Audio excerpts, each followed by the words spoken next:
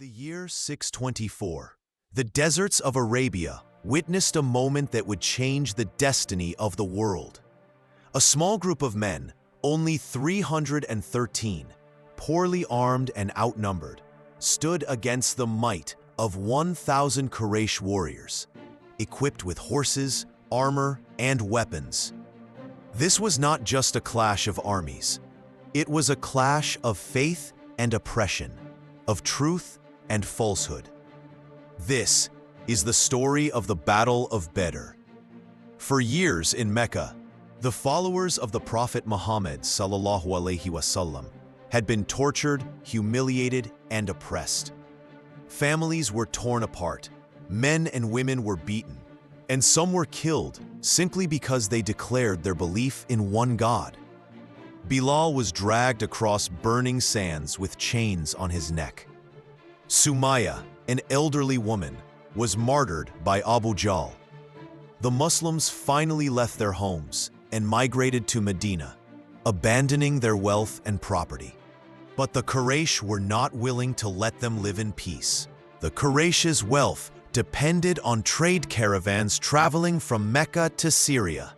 When the Prophet ﷺ learned of a caravan led by Abu Sufyan, he prepared to intercept it. The Quraysh responded by raising a massive army of 1,000 men, 100 horses, and 600 suits of armor. The Muslims, on the other hand, had only 313 men, 2 horses, and 70 camels. Many of them shared weapons. Some did not even have proper swords. The difference was overwhelming. Before leaving Medina, the Prophet consulted his companions. Would they stand with him in battle?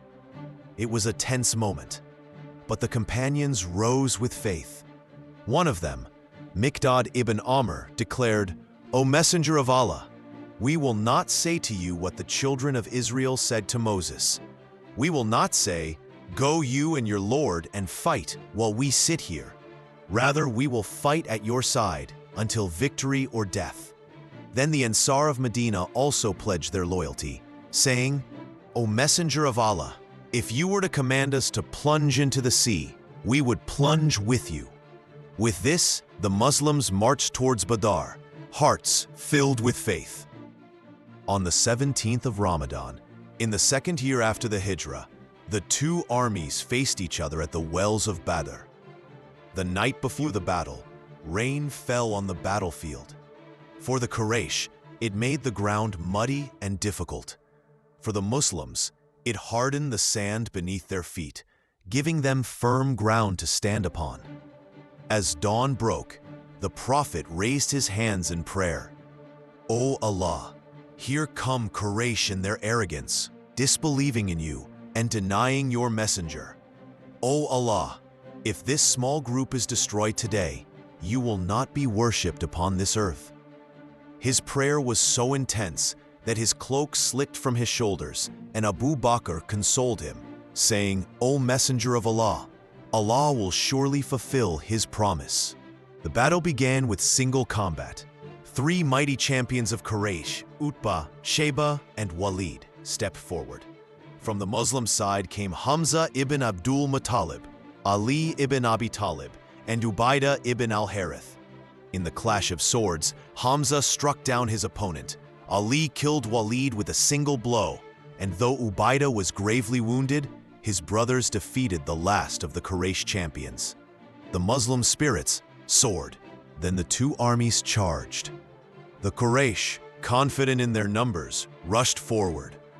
The Prophet picked up a handful of dust and threw it towards the enemy, declaring, "Faces shall be covered with dust." The Quran later revealed, "It was not you who threw, but Allah who threw."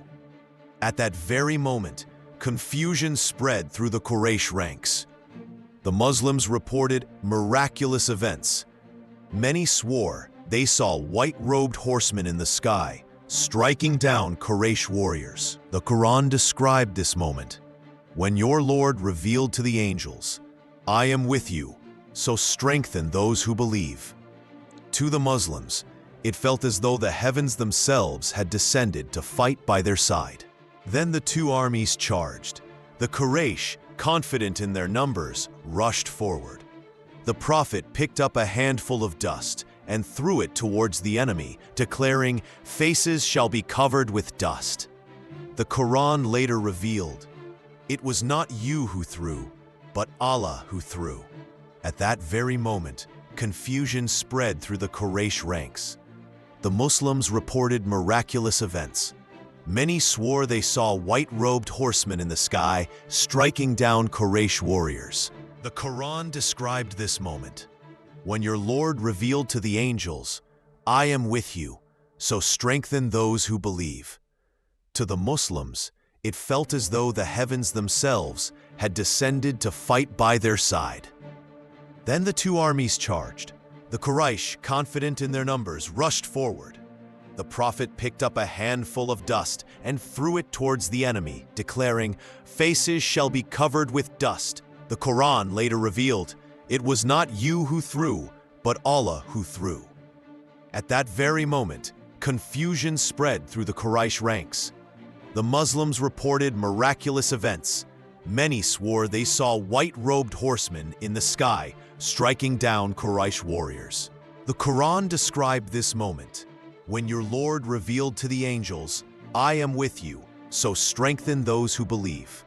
To the Muslims, it felt as though the heavens themselves had descended to fight by their side. The fighting was fierce. Among the Quraysh leaders, Abu Jahl, the tyrant who had led the persecution in Mecca, was struck down by two young Muslim brothers, Ahmad and Muawidh, only teenagers, but full of courage. Another companion, Umair ibn al-Humam, heard the Prophet promise paradise for those who stood firm. He said, "How wonderful! Paradise so close!" He threw away the few dates he was holding, saying, "If I wait to finish these, I may delay too long." And he charged into battle until he was martyred. By the end of the day, Quraysh was in chaos. 70 of their men were killed, 70 were captured, including several of their leading figures. The Muslims lost only 14. The Quraysh, once the most powerful tribe in Arabia, had been humiliated. Their leaders were dead, their pride shattered. The aftermath of Badr shook Arabia. Tribes who once mocked the Muslims now began to reconsider. In Medina, the victory silenced the hypocrites and strengthened the believers. The Quran revealed Surah Al-Anfal to honor this victory and remind the Muslims that it was Allah, not numbers or weapons, that brought success. Even the prisoners of war became part of Islam's legacy. Some were released in exchange for teaching Muslims how to read and write, spreading knowledge in a society that once had little literacy. The Battle of Badr was not merely a fight. It was the day truth triumphed over falsehood, the day the oppressed rose against their oppressors. With only 313 men, armed with little more than faith, the course of history was forever changed. And from that desert valley, Islam emerged as a force no one could ignore. As the Quran says, "And Allah made it only as a glad tiding, so that your hearts may be at rest. And victory is only from Allah."